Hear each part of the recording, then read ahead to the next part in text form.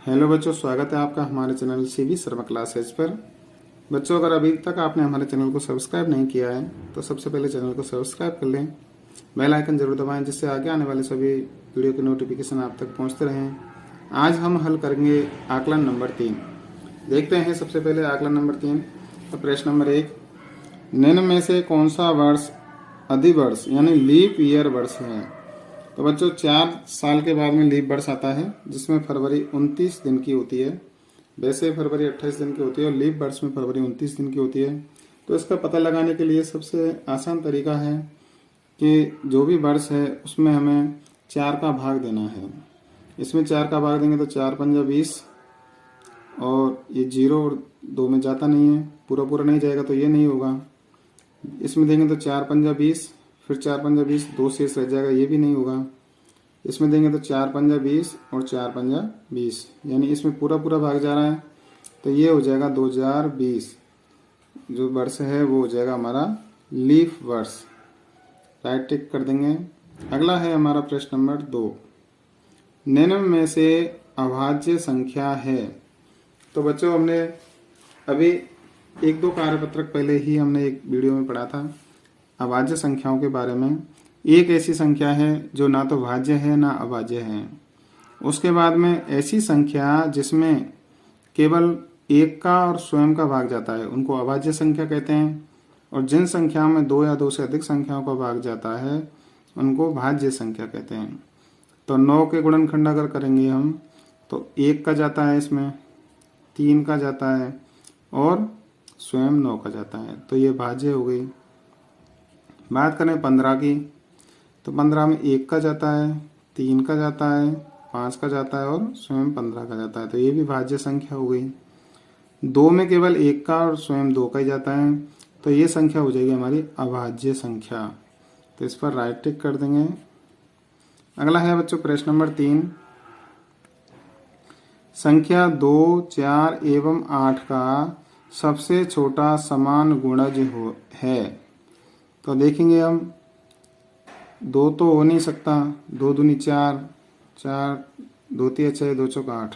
इनके हम अलग अलग गुणनखंड अगर निकाल के देखेंगे तो 8 देखेंगे तो 8 में सबसे पहले 8 ही आएगा, पहला गुणज 8 है। तो 2 का अगर भाग देके देखेंगे 2 चौक 8 और 4 का देखेंगे 4 दूनी 8, यानी दोनों में आ रहा है ये, तो 8 हो जाएगा हमारा सबसे छोटा गुणज। प्रश्न नंबर 4 है, निम्न में से सबसे छोटी भिन्न है? 2/11, 3/4, 3/16 और 3/7। यहाँ देखेंगे हम सबसे जो छोटी भिन्न है वो है हमारी 2/11। अगला देखेंगे बच्चों प्रश्न नंबर 5, निम्नलिखित संख्याओं में से सम एवं विषम संख्याएं छांटिए। पहली है हमारी 212, इसके इकाइकांक 2 है तो ये सम संख्या हो जाएगी। सम संख्या के अंदर लिख दिया 212। फिर है 733, इसमें इकाइकांक कैसा है? 3, विषम है तो ये हो जाएगी विषम संख्या, 733 लिख दिया। 1649, इकाइकांक 9 है, विषम संख्या में आता है तो ये संख्या हो जाएगी विषम संख्या, 1649 लिख देंगे। फिर 2006, इसमें इकाइकांक 6 है तो ये संख्या हो जाएगी हमारी सम संख्या, 2006 सम संख्या में लिख देंगे। 70,040, इकाइकांक 0 है, अगर इकाइकांक 0 होता है तो वो सम संख्या मानी जाती है, तो 70,040 लिख देंगे सम संख्या के अंदर। अगली संख्या है हमारी बच्चों 608, यहाँ देखेंगे इकाइकांक है 8 तो ये भी हमारी सम संख्या हो जाएगी, सम संख्या के अंदर लिख देंगे 608। अगली संख्या है 8,878, यहाँ भी इकाइकांक क्या है? 8 है तो ये भी हमारी संख्या सम संख्या में आएगी, तो इसको भी लिख देंगे सम संख्या के अंदर 8,878। अगली संख्या है 9,381, इकाइकांक 1 है बच्चों, 1 हमारा विषम अंक होता है तो ये संख्या आ जाएगी विषम संख्या में, 9,381 लिख देंगे विषम संख्या में। अगला है 6,777, इकाइकांक 7 है, यहाँ पर ये विषम होता है तो ये पूरी संख्या हो जाएगी विषम संख्या, तो इसको लिख देंगे विषम संख्या के अंदर। 6,805, इकाइकांक 5 है, ये विषम संख्या होती है 5 तो ये पूरी संख्या हो जाएगी विषम संख्या।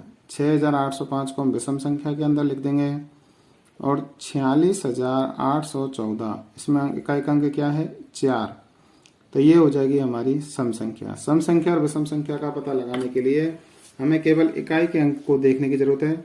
इकाई का अंक अगर हमारा है 0 और 0, 2, 4, 6, 8 ये अगर हैं तो वो सम संख्या हो जाएगी। और अगर इकाई के अंक की जगह 1, 3, 5, 7, 9 ये अगर आएंगे तो ये हो जाएगी हमारी विषम संख्या। ये चीज़ हमें ध्यान रखना है। केवल हमें क्या देखना है, इकाई का अंक देखना है। संख्या चाहे हमारी कितनी भी बड़ी हो, हमें केवल इकाई का अंक देखना है। इकाई का अंक अगर हमारा 0, 2, 4, 6, 8 है तो हमारी संख्या सम संख्या होगी। और इकाई के अंक के स्थान पर अगर 1, 3, 5, 7, 9 आता है तो हमारी संख्या विषम संख्या होगी। अगला प्रश्न देखते हैं बच्चों, प्रश्न नंबर 6। नीचे लिखी संख्याएं किसके संख्या से भाज्य हैं लिखिए, यानी इनके गुणनखंड लिखने हैं। किस संख्या है 100, तो 100 के होंगे बच्चों 1, 2, 4, 5, 10, 20, 25, 50 और 100। अगली संख्या है 150। 150 के गुणनखंड कौन कौन से होंगे बच्चों, 150 के गुणनखंड होंगे 1, 2, 3, 5, 6, 10, 15, 25, 30, 50, 75 और 150। अगला देखते हैं बच्चों प्रश्न नंबर 7। संख्याओं 15, 45 और 60 का सबसे छोटा समान गुणज ज्ञात कीजिए। तीनों का हमें संख्याओं का सबसे छोटा समान गुणज निकालना है। तो सबसे पहले हम 15 के गुणज लिखेंगे। 15 का पहाड़ा लिख देंगे। 15, 30, 45, 60, 75, 90, 105, 120, 135, 150, 165, 180, 195 ऐसे इसको आगे तक और बढ़ा सकते हैं। उसके बाद हम 45 के लिखेंगे तो 45, 90, 135, 180, 225, 270। फिर 60 के लिखेंगे तो 60, 120, 180, 240। अब यहाँ देखेंगे हम 15 इनमें है ही नहीं, 30 भी नहीं है, 45 यहाँ है, लेकिन 60 के में नहीं है। 60 इधर है लेकिन 45 के में नहीं है। 60 के में भी है लेकिन 45 के में नहीं है। अब 75 इधर नीचे नहीं है। 90 यहाँ है, 45 के में है लेकिन 60 के में नहीं है। 105 नीचे दोनों में नहीं है। 120 यहाँ है लेकिन 45 के में नहीं है, 60 के में है। 135 यहाँ 45 के में है लेकिन 60 के में नहीं है। 150 इन दोनों में नहीं है। 165 इन दोनों में नहीं है। 180 यहाँ भी है और यहाँ भी है, यानी 180 तीनों में समान गुणज हो गया। तो 180 पर हमने गोला किया और यहाँ लिख देंगे संख्या 15, 45 और 60 का सबसे छोटा समान गुणज 180 होगा। ये यहाँ हम लिख देंगे। अगला देखते हैं बच्चों प्रश्न नंबर 8। निम्नलिखित संख्याओं के अभाज्य गुणनखंड कीजिए। सबसे पहले 450 का करना है तो सबसे पहले 2 से करेंगे तो 2 दूनी 4, फिर 2 दूनी 4 बचा 1, 10 हो गए, 2 पंजे 10, 225 बार। फिर 3 से देंगे तो 3 सत्ते 21, 1 बचा 15 हो गए, 3 5 15, 75 बार। फिर 3 से देंगे तो 3 दूनी 6, 1 बचा 15 हो गए, 3 पंजा 15, 25 बार। अब 5 से देंगे तो 5 25, 5 बार और 5 से 5 में देंगे तो 1 बार। तो इसके अभाज्य गुणनखंड हो गए 450 के कितने हो गए बच्चों, इसमें लिखेंगे हम 450 के अभाज्य गुणनखंड लिख देंगे यहाँ 2 गुणा 3 गुणा 3 गुणा 5 गुणा 5। अगला करेंगे 2 से 676 में देंगे तो 2 तिया 6, फिर 2 तिया 6 बचा 1, 16 हो गए, 2 8 16, 338 हो गया। फिर वापस 2 से देंगे तो 2 एकम 2, ये 13 हो गए, 2 6 12, 1 बचा 18 हो गए, 2 नाम 18। अब 13 से देंगे तो 13 बढ़ जाएगा, 13 एकम 13 बचे 3, 13 तिया 39, 13 बार जाएगा। 13 से देंगे वापस 13 में, तो 13 एकम 13, एक बार जाएगा। अब 676 के अभाज्य गुणनखंड क्या हो जाएंगे? 2 गुणा 2 गुणा 13 गुणा 13। अब 375 में क्या निकालेंगे? सबसे पहले 2 का तो जाएगा नहीं, 3 का देंगे। 3 एकम 3, फिर 3 दूनी 6, एक बचा 15 हो गए। 3 पंजा 15, 125 बार जाएगा। अब 5 से देंगे तो 25 बार जाएगा, और 5 से देंगे तो फिर 25 में 5 बार, और 5 से 5 में देंगे तो 1 बार। तो ये हो गए 375 के अभाज्य गुणनखंड हो गए बच्चों 3 गुणा 5 गुणा 5 गुणा 5। वापस अब 243 में करना है, तो 3 से करेंगे।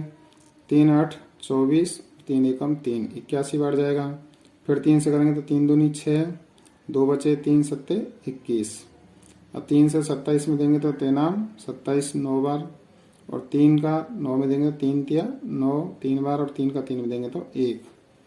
तो 243 के अभाज्य गुणनखंड क्या हो जाएंगे? 3 गुणा 3 गुणा 3 गुणा 3। अगला देखते हैं बच्चों प्रश्न नंबर 9। निम्नलिखित भिन्नों का सरलतम रूप लिखिए। 9/45, तो 9 एकम 9 एक बार, और 9 पंजे 45, 5 बार कट गया। तो 9/45 का सरलतम रूप हो जाएगा 1/5। अगला है 16/48, 16 एकम 16, 16 दूना 32, 16 तिया 48, 16 कट गया एक बार, 16 एकम 16, और 16 तिया 48, 3 बार कट गया। तो इसका सरलतम रूप हो गया 1/3। अगला है तीसरा 18/27, तो इनको 9 से काटेंगे तो 9 दूनी 18, और 9 तिया 27, यानी 2/3 इसका सरलतम रूप हो गया। प्रश्न नंबर 10 देखेंगे। नीचे दी गई मिश्रित भिन्नों को दशमलव संख्याओं में लिखिए। 6 सही 5/10, नीचे 1 0 है, तो 1 पॉइंट से पहले आएगा, 1 अंक से पहले दशमलव आएगा, तो ये हो जाएगा 6.5। अगला है दूसरा 3 सही 2/100, 2 0 है, तो 2 अंकों के पहले आएगा दशमलव, तो इसको लिखेंगे 3.02। तीसरा देखते हैं 5 सही 28/1000, 1000 में 3 0 हैं, तो 3 अंक से पहले दशमलव आएगा, तो कैसे लिखेंगे इसको? 5.028। अगला है चौथा प्रश्न है हमारा 13 सही 4/10, तो इसको लिखेंगे 13 एक अंक है 1 0 है, तो 1 अंक से पहले लगेगा, तो 13.4। तो बच्चों अभी हल किया हमने आकलन नंबर 3। अगर आपको वीडियो पसंद आया तो वीडियो को लाइक करना, दोस्तों तक शेयर करना। अभी तक आपने हमारे चैनल को सब्सक्राइब नहीं किया है तो बच्चों चैनल को सब्सक्राइब करना, बेल आइकन जरूर दबाना, जिससे आगे आने वाले सभी वीडियो के नोटिफिकेशन आप तक पहुंचते रहें। आप सभी ने वीडियो देखा उसके लिए आप सभी का धन्यवाद। मिलते हैं अगले वीडियो में, तब तक के लिए जय हिंद जय भारत।